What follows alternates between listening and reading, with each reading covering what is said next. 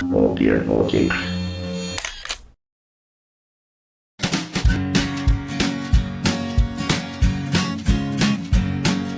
The Pope takes a poop and the President too, and the fancy pants banker in his three-piece suit, the big fat general and all of his troops. The truth of the matter is everybody poops.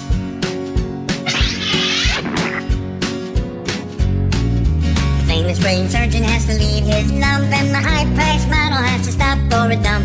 But can the size of Canada can't spray away the truth, 'cause even if they don't admit it, everybody poops. Everybody poops. Everybody poops. Sure things number more than two. Death and taxes and everybody poops.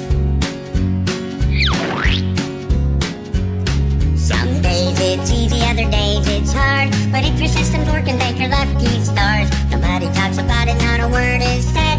But if you're not pooping, then it means you're probably dead.